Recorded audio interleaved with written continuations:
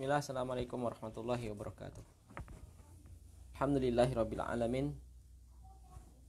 Wassalatu wassalamu ala asrafil anbiya'i wal mursalin nabiyina Muhammadin wa ala alihi wa sahbihi ajma'in, amma ba'du. Kita akan baca kitab tentang pembahasan tarbiyatul aulad atau pendidikan anak dari kitab Al-Hadiyun Nabawi fi Tarbiyatil Aulad fi Daw'il Kitabi was Sunnah, karya Syekh Said Al-Qahtani rahimahullah taala. Masih ya atau sampai pembahasan yang ke 13 ya. Ta'widuhum 'alal akhlaqil fadilah, membekali mereka dengan akhlak yang mulia. Akhlak, pembiasaan, adab. Laqad da'ana nabiyyu ar-rahmah sallallahu alaihi wasallam ila ta'dibil atfalina wa gorosil akhlaki al-karimati fin nufusihim. Nabi Muhammad sallallahu alaihi wasallam, Nabi yang penuh rahmat, menyayangi umatnya, telah menyeru kepada kita untuk mendidik anak-anak kita ya, dan membimbingnya kepada akhlak yang mulia, menanamkan akhlak yang mulia pada jiwa mereka, kepribadian mereka. Wa ta'widihim ala husni as-sum wa tahalli bis-sidqi wal amanati wa ihtiramil kabiri, dan juga membekali mereka dengan diam, mengajari mereka untuk diam ya, karena diam itu merupakan keselamatan. Artinya tidaklah berbicara kecuali pada hal-hal yang bermanfaat, dan berhias dengan sifat-sifat yang lain semisal kejujuran, amanah, ikhtiram, yakni ikhtiram, menghormati yang lebih tua, menyayangi yang lebih muda. Ada hadis riwayat ya Ahmad dari sahabat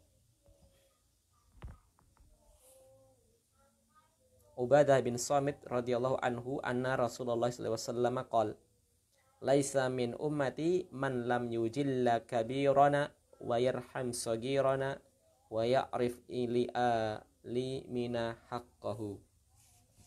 Bukanlah termasuk dari umatku sesiapa yang tidak memuliakan orang-orang tua kami, yakni tidak menghormati yang lebih tua, dan tidak menyayangi orang-orang kecil kami, yakni anak muda yang lebih muda, dan tidak mengetahui hak-hak orang-orang alim kami, memuliakan orang ahli ilmu ya, ilmu agama, menghormati ustadz, menghormati penghafal Quran, menghormati guru bahasa Arab, menghormati guru TPA, menghormati kiai, ustadz, ulama, masyayikh, kita hormati. Kita ya'rif ya, walam lam ya'rif ya, jangan sampai kita tidak mengenal hak-hak mereka. Mereka punya hak untuk dimuliakan ya. Wa Anas bin Malik radhiyallahu anhu an Nabi sallallahu alaihi wasallam, akrimu auladakum wa ahsinu adabahum. Dalam hadis Anas bin Malik radhiyallahu anhu dari Nabi Muhammad SAW, riwayat Ibnu Majah, Nabi juga berpesan, muliakanlah anak-anak kalian ya. Bagaimana cara memuliakannya? Yakni dengan ahsinu wa ahsinu adabahum ya, indahkanlah adab mereka. Seseorang itu kelihatan indah, kelihatan tampak luar itu bagus kalau memiliki akhlak budi pekerti yang bagus. Hadis yang kedua ya. Sekarang hadis yang ketiga, wa an Ayyub bin Musa an abihi an jaddihi anna Rasulullah sallallahu alaihi wasallam qala ma nahalla walidun waladan min nakhlin afdala min adabin hasan. Hadis yang ketiga dari sahabat Ayyub bin Musa, dari ayahnya, dari kakeknya. Hadis diriwayatkan oleh Imam Tirmizi. Bahwasanya Rasulullah SAW pernah bersabda, tidak ada suatu pemberian seorang ayah kepada anak yang melebihi keafdoliahannya dibandingkan adab yang hasan, adab yang bagus, adab yang baik. Setiap kita orang tua berbeda-beda dalam hal ekonomi. Ada yang kaya, ya, ada yang kaya, ada yang menengah, ada yang serba kekurangan, ya. Tapi semua masih punya kesempatan untuk mengajarkan adab kepada mereka, ya. Yang kaya bisa saja memberikan gizi, nutrisi, makanan, pakaian yang serba mewah kepada anak mereka. Tapi jangan berkecil hati bagi Anda orang tua yang berpenghasilan kurang, ya. Ada sesuatu yang lebih bagus dibandingkan memberikan pakaian yang indah, memberikan makanan yang serba enak. Tidak ada pemberian yang melebihi dari keutamaannya berupa apa? Mengajarkan anak adab yang bagus, sopan santun, ya. Diajari anak itu.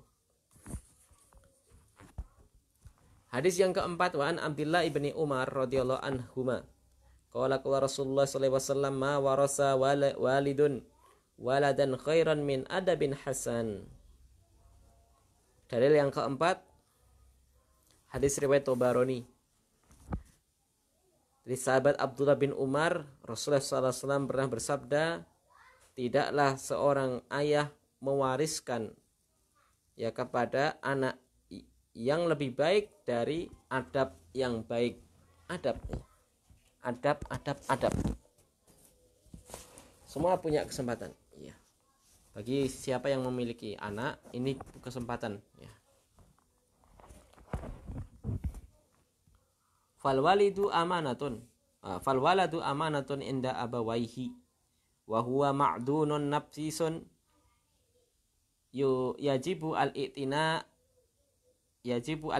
bihi wal muhafadzatu ala ta'widihi ala al-akhlaqil fadilati wal adabil hasanah.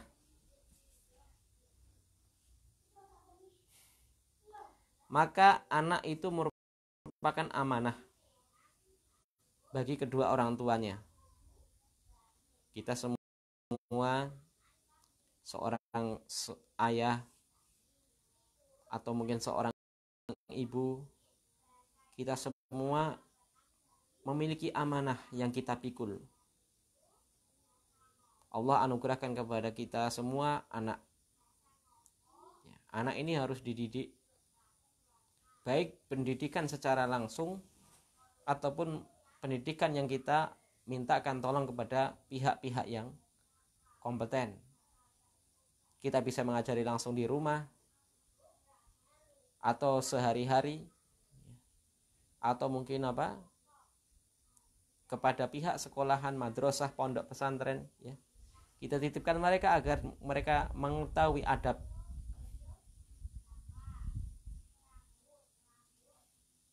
Karena ketika masih kecil dibiasakan dengan adab, ini ketika dewasa akan mudah dia menjadi orang yang beradab.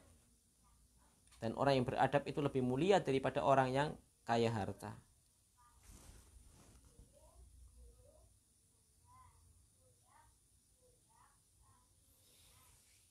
Ya, anak itu amanah. Dan setiap amanah akan dimintai pertanggungjawaban nanti di hari kiamat. Kullukum ra'in wa kullukum mas'ulun an ra'iyatihi. Setiap kalian ialah pemimpin, dan setiap pemimpin nanti akan dimintai tanggung jawab, akan ditanya tentang rakyatnya yang dipimpin. Konteks di sini ialah rakyat paling kecil dalam keluarga, sekupnya keluarga. Dan anak itu merupakan di sini dikatakan benda berharga, merupakan, kita katakan, harta terpendam, harta karun, ya, yang sangat berharga. Maka wajib kita untuk memperhatikannya, merawatnya, menjaganya. Dengan cara apa? Dengan cara membekalinya dengan akhlak yang mulia dan adab yang hasan. Wa qalbul tifli tahirun nadhifun qabilun lima yulqa ilaihi min khairin wasyarrin. Maka anak-anak itu hatinya merupakan hati yang suci, bersih, lembut, bisa menerima apa saja yang diterima, bisa menerima, bisa menangkap apa saja yang dilemparkan kepada dia, baik itu berupa kebaikan ataupun kejelekan. Lihat hadis yang berikutnya, atau hadis yang keempat dari pembahasan kita. Fa'an Abi Hurairah radhiyallahu anhu anna Nabiy sallallahu alaihi wasallam qala kullu mauludin yuladu 'alal fitrah fa abawahu yuhawidanihi ayunassiranihi ayumajjisanihi. Hadis riwayat Imam Bukhari. Dari sahabat Abu Hurairah radhiyallahu ta'ala anhu bahwasanya Nabi Muhammad SAW pernah bersabda, setiap anak itu dilahirkan di atas agama fitrah, di atas agama tauhid, di atas agama Islam. Akan tetapi kenapa di Eropa, di Amerika, mayoritas mereka beragama Kristen? Karena mereka lahir dari pendidikan Kristen, karena ayahnya, ibunya orang Kristen. Ya, asalnya mereka lahir sebenarnya Islam, tapi karena ayahnya itu Kristen, bapaknya atau ibunya Kristen, maka dibimbing dia dengan pendidikan ala Kristen. Ya. Karena anak itu polos. Kita kembali kepada pembahasan tadi. Anak itu polos. Anak itu asalnya suci, ya, bersih, lembut hatinya, mentauhidkan Allah. Tapi tatkala sejak dini diajari tentang Tuhan Yesus, ya, Bunda Maria, atau kalau agamanya Buddha, ya, diajari ini apa? Buddha ini, kalau Hindu diajari ini dewa-dewa, dewa Brahma, dewa Siwa, ya. Maka jadilah anak itu tercampuri dengan agama orang tuanya. Ini yang dimaksud dalam hadis ini. Kata baginda Rasulullah SAW, setiap anak itu terlahir di atas agama fitrah, ya. Akan tetapi ayahnya lah, kedua orang tuanya lah yang menjadikan ia seorang Yahudi atau Nasrani atau Majusi, penyembah api, ya. Ini agamanya bangsa Persia, penyembah api. Wa mimma la syakka fihi anal walida ana walidal tifli wa walidatihi yastati'ani bi taufiqillahi lahuma al-amala ala husni tarbiyatil waladi.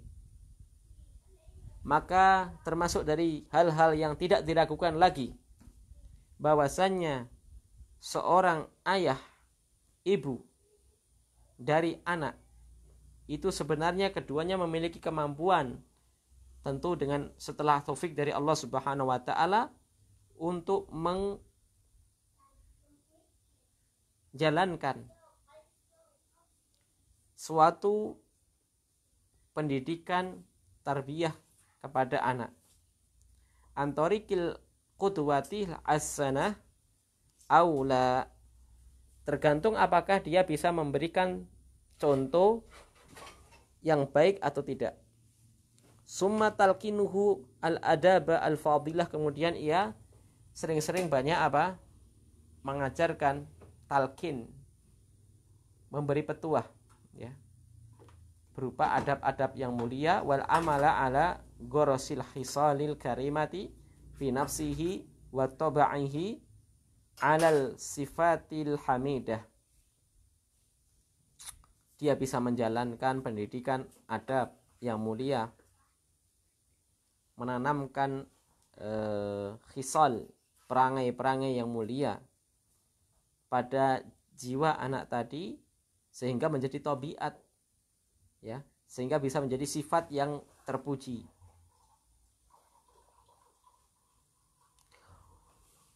Jadi harus perhatian tadi, ya, seorang orang tua itu harus perhatian untuk yang pertama memberikan qudwah, contoh, yang kedua ialah mentalkin, ya, mentalkin yakni memberikan,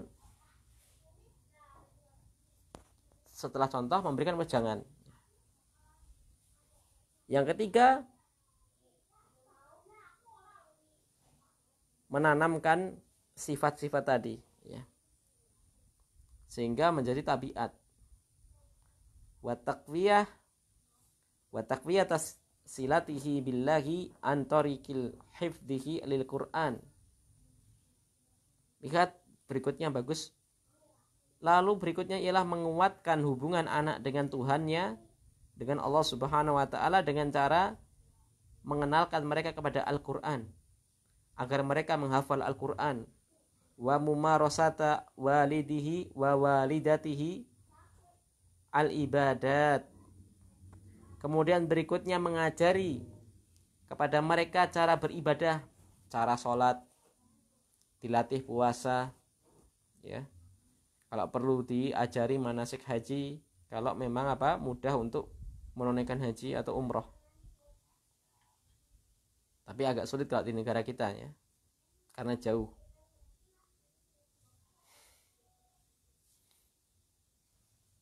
Wa ta'limahu iyyaha wa ta'widahu 'alaiha fa innal marhalatal ula min marakhili tifli hiya ahammu marhalatin fi tarbiyati tifli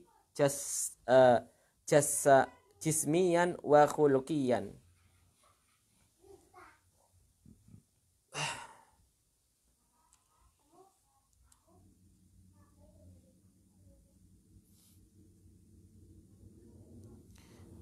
Mengajarinya ibadah, membekalinya dengan pengajaran ibadah tersebut, yakni dengan cara mempraktekannya. Ketika mereka masih kecil seperti ini, ya, kata Syekh, maka ini merupakan periode yang sangat penting bagi kita untuk mencobanya, untuk memberikannya kepada anak kita, berupa perhatian untuk memberikan contoh, memberikan nasihat, mengarahkan, membekalinya dengan pelajaran-pelajaran tadi yang dimulai dari rumahnya, ya. Ini penting karena ini merupakan periode awal dari periode pertumbuhan seorang anak, dan periode ini merupakan periode yang paling penting dalam pendidikan anak, baik secara fisik ataupun rohani, baik secara mental ataupun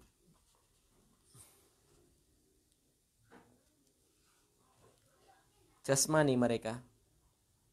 Wa fi ta'widihi ahsanul adat wa akramul akhlaq fayani alwalidani bisihhatil tifli wa taqwidatihi wa taqdiyatan sahihatan. Berikutnya ialah membekali mereka dengan pembiasaan-pembiasaan yang baik, atau menyiapkan mereka dengan akhlak yang mulia. Hendaknya orang tua memperhatikan juga kesehatan anak, memberikan makanan-makanan yang sehat, dan tidak memberikan makanan-makanan yang mudarat, ya, lawannya. Wa ta'widuhu adabul hadis, dan termasuk pendidikan adab ialah tata cara berbicara, tata krama dalam etika berbicara kepada ya teman sebaya, kepada yang lebih muda, kepada orang yang lebih tua, itu diajari ya. Terkhusus tempat kita itu ada bahasa apa? Kromo.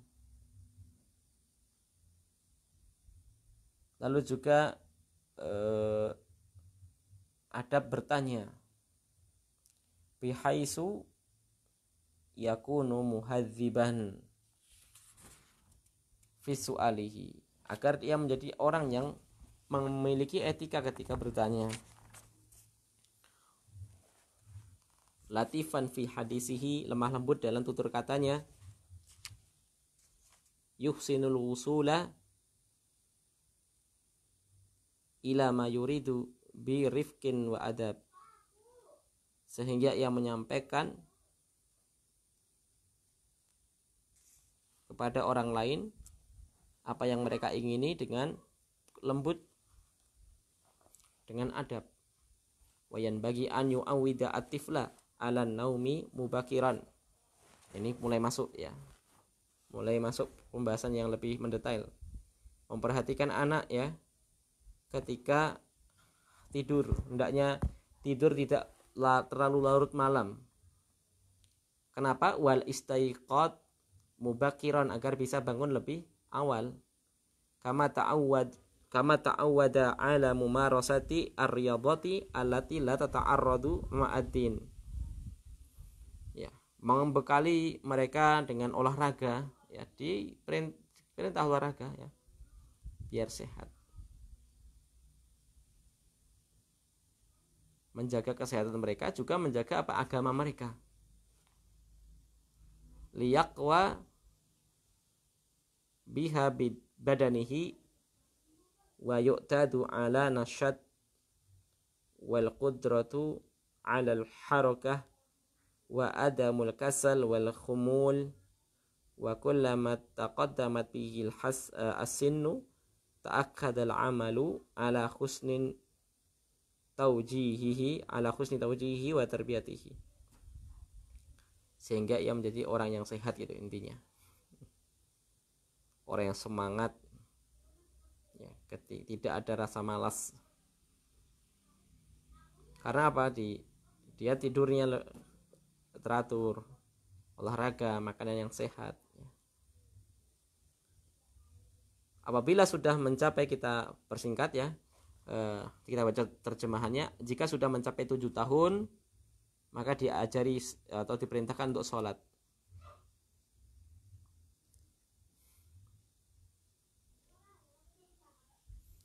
Kalau sudah 7 tahun, mulai disekolahkan ya, agar mereka bisa belajar kepada orang lain.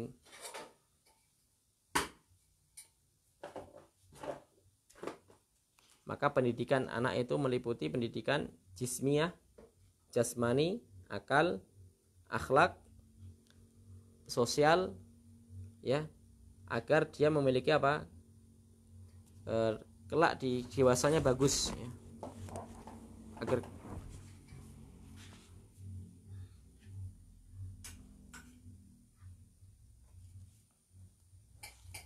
Agar siap nanti di masa depan.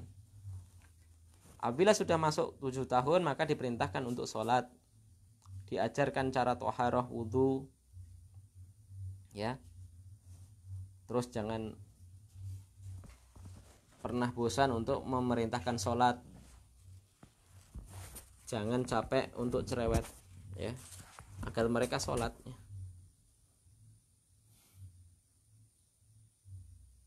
Mengajarkan mereka untuk memperhatikan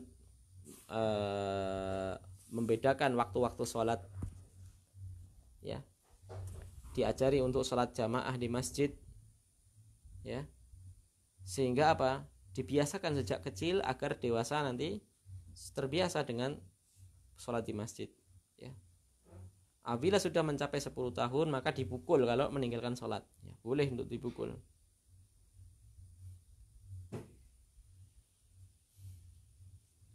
Dan dipisahkan dari teman-temannya, dipisahkan dari saudaranya. Kalau sudah 10 tahun nggak boleh tidur ya dengan orang tuanya, nggak boleh ya. Tidur dengan adiknya, dengan kakaknya nggak boleh kalau 10 tahun ya. dia harus tidur sendiri, ya. Dalilnya ialah dari hadis Abdullah bin Amr ibn As, hadis riwayat Ahmad. Nabi Muhammad SAW pernah bersabda, muru abna'akum bis salat li sab'in watribuhum ala tarkiha li asrin wa farriku bainahum fil madaji.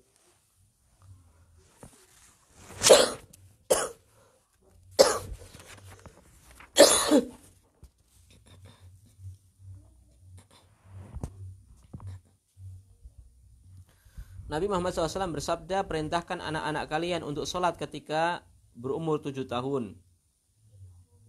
Dan pukullah mereka ketika mereka sudah 10 tahun karena meninggalkan sholat. Dan pisahkanlah ranjang mereka, ya, di antara mereka. Dipisahkan ranjang di antara saudara-saudaranya, laki-laki dan perempuan, ya, dipisahkan. Kalau tidak punya dipan ya tidur di bawah, dibatasi, ada pembatasnya. Ya. Terkadang ada penyakit mental atau penyakit yang menyimpang, semisal LGBT. Itu karena apa? Sejak kecil tidak dibiasakan seperti ini, ya.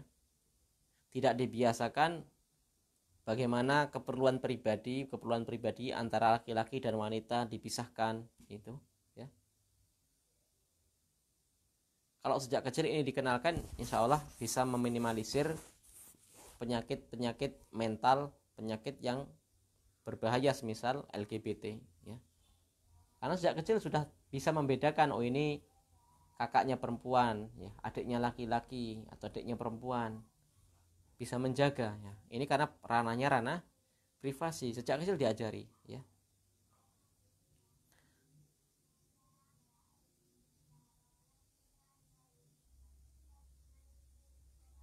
Wa fistita'atil mudarrisi, dan semampu mungkin seorang pengajar agar menyampaikan kepada anak, ya, jangan pernah capek untuk mengajarkan kepada mereka akhlak, semisal kejujuran dalam berkata, amanah dalam perbuatan, adil dalam, ya, mengambil keputusan, bijak, tegas, keberanian dan ikhlas, ya. Dan sepantasnya untuk apa? An yakhtara ar-rajulu mu'addaban li waladihi. Ya, hendaknya seorang ayah itu apa? Menjadi orang yang beradab bagi anaknya. Atau maaf, ya, hendaknya an yakhtara ar-rajula, hendaknya ia memilihkan guru yang memiliki adab, sehingga bisa menjadi apa? Figur yang bisa mengajari anak kita adab.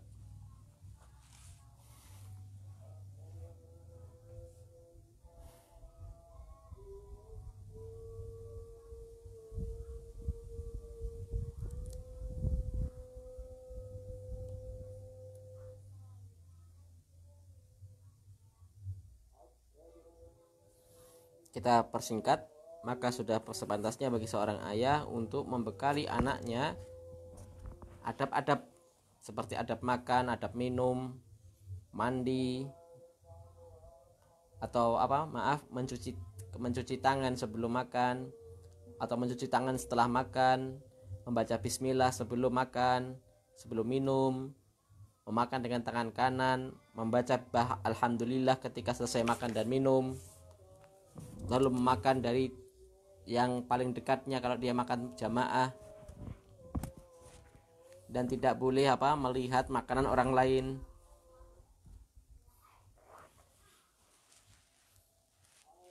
Lalu mengunyah makanan dengan baik dan benar, dengan adab, ya. Dan tidak boleh mendahului orang yang lebih tua dalam hal makan, mempersilahkan yang lebih tua, ya.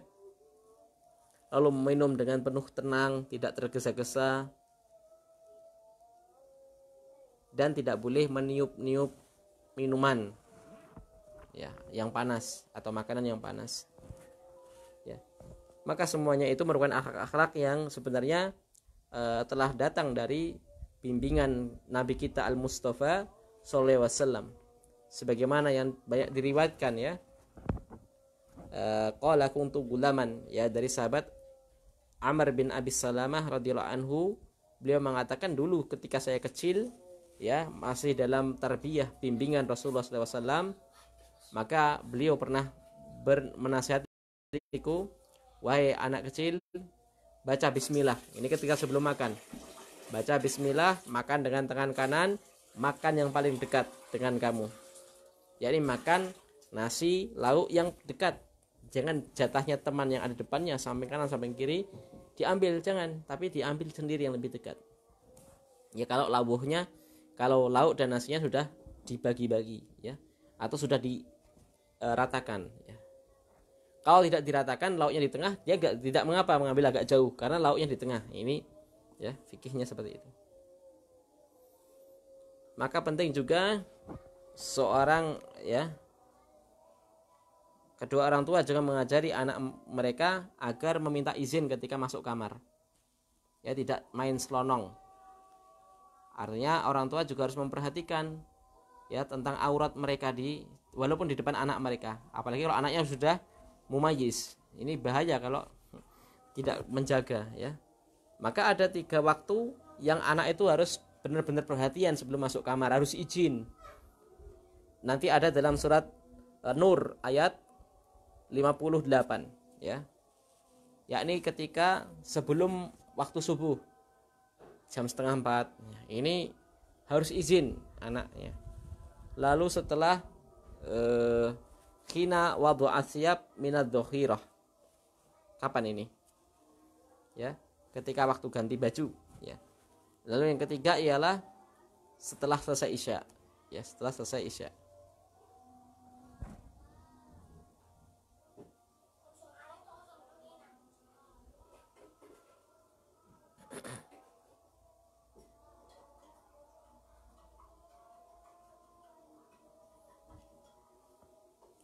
Maka inilah, ya, adab Islam yang harus kita usahakan agar anak-anak itu memiliki kepribadian yang bisa dipegangi, yang memiliki kebiasaan yang bisa dipegangi, yang bisa dibiasakan ketika sudah dewasa, sehingga menjadi bekal kebahagiaannya di dunia dan di akhirat. Dan hendaknya kedua orang tua tidak boleh menyepelekan hal ini, bermudah-mudahan tidak memperhatikan, menyia-nyiakan, ya, dari pengajaran adab Islami. Maka harus tahu orang tua, ya. Kalau nggak tahu ya ngaji, ya. Adab makan, adab tidur, adab masuk WC, adab bertamu, ini diajari, ya, sehingga anak itu terbiasa dengan akhlak adab Islam. Sehingga nanti ketika dewasa, ya, apa? Tadi apa? As-sa'adah fid dunya wal akhirah, menjadi bekal kebahagiaannya di dunia dan di akhirat. Ya. Tadi kan cuma apa? Intinya kan memberi contoh, lalu menunjukkan, ditalkin, yakni menunjukkan. Yang ketiga dibiasakan. Yang keempat, memilih guru bagi anak-anak kita, guru yang beradab, yang memiliki. Maka penting memilihkan sekolah anak yang bagus, ya, dan tidak harus mahal, ya, karena mahal belum tentu bagus, ya. Yang penting ialah kita bisa memilihkan seorang guru yang bisa mengajari adab. Tentu tidak hanya sekedar mengajari, tapi apa? Artinya tidak hanya sekedar mengajari secara ini tidak, tapi apa? Memang orangnya akhlaknya baik, sehingga anak atau seorang penuntut ilmu itu bisa belajar akhlak cuma dari melihatnya, ya. Jadi seorang murid itu belajar akhlak kepada guru bukan karena dicereweti gurunya, bukan, tapi apa? Dia melihat gurunya, keseharian gurunya, bagaimana bermuamalah dengan orang lain yang lebih muda, yang lebih tua, bagaimana ia cara di majelis, cara bicara, cara berjalan, ya, ketika makan, ketika minum, ketika masuk kamar mandi, ketika membaca Quran, dia memperhatikan adab dari gurunya tadi. Maka ini penting memiliki guru yang memiliki adab yang baik. Tapi yang paling penting lagi ialah intinya kita sebagai orang tua membiasakan ini dari rumah. Membiasakan ini dari rumah sebelum anak kita nanti dipondokkan, ya.